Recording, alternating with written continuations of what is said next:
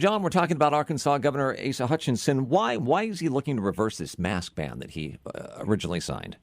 Well, because he says everything has changed, and what he means is that the Delta variant plus the low vaccination rates in Arkansas are creating the conditions for outbreaks in his area. And as schools return and open again, they're already in school in Arkansas. And one district, the schools in Marion County, they have about 850 people quarantining because they've had positive cases among the students and the teachers. So he is trying to give back control to the school districts to install or have mandates for masks if they feel like that's something that they want to do. He's not going to have a mask mandate for the state, but he would like to unwind his previous order that he signed, making it prohibiting mask mandates of any kind. So he's just trying to give the school districts some more flexibility and freedom. Well, are there other Republican governors that are looking or leaning towards doing something similar, maybe who had staunch positions before and changing their minds? At the moment, it looks like the most aggressive leaning is in the other direction. In both Texas and Florida, you've seen an increase in cases. Florida, at the moment, has the highest 7-day average of new cases, hospitalizations, and deaths.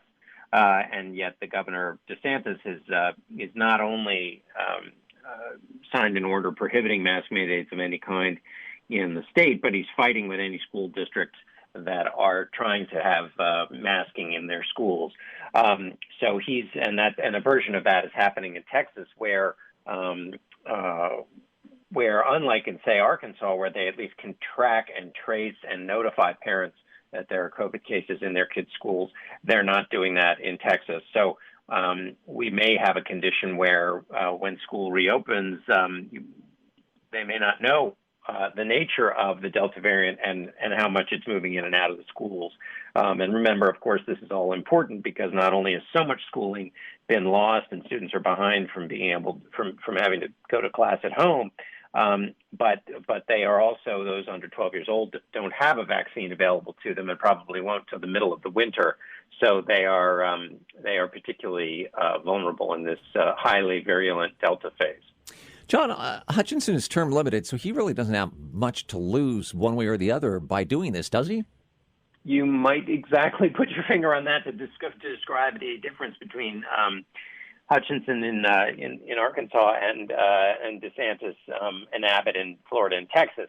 I think the governor probably has some future ambitions because he's a politician, but you're exactly right. He's not running for re-election, and that's why we've seen him be more forthright, not just about mask mandates and that kind of thing, but Governor Hutchinson has been pretty candid about vaccine rates and his frustration with those who won't be vaccinated. If he was up for re-election, you might expect him to maybe be a little more circumspect about his constituents. Do the Arkansas voters recognize that and see sort of what's behind this movement and wonder whether or not anybody who is campaigning to replace him may just be telling them what they want to hear? Well, voters say they don't like to be told what they want to hear. They say politicians who, go their own way and have their own sense of themselves. But in reality, they don't.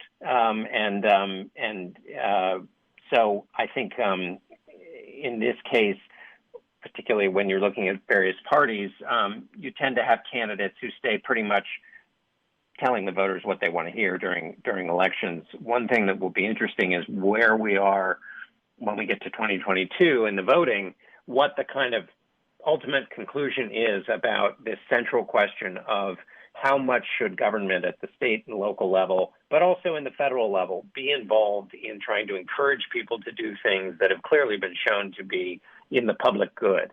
What is our common obligation to our fellow man, and what role does government have in encouraging us and, in fact, maybe mandating us to behave in that way? It's kind of one of the central questions of government and why we form governments. I'm also wondering if the school districts or how much the school districts really want control if he's handing it back to them. And I ask because, the parents are going to be coming down on them and then they have to take the heat as opposed to saying, well, it's state mandated. This is what the governor said. a great question, because also school districts don't all have the money and wherewithal to do all of the things that would be necessary to open.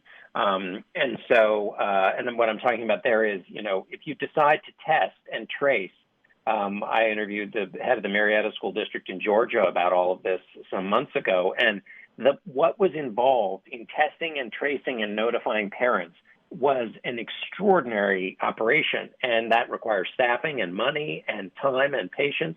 And then also there are the physical changes that need to be made to school districts in terms of ventilations and classes in order to give students sufficient distance from each other. So yes, all of those things are hard for school districts that don't have a lot of money or don't have a really committed staff that is willing to do all that extra work. So it's hard to do all of the things that as a school superintendent, and it would be easier in some ways to say my hands are tied.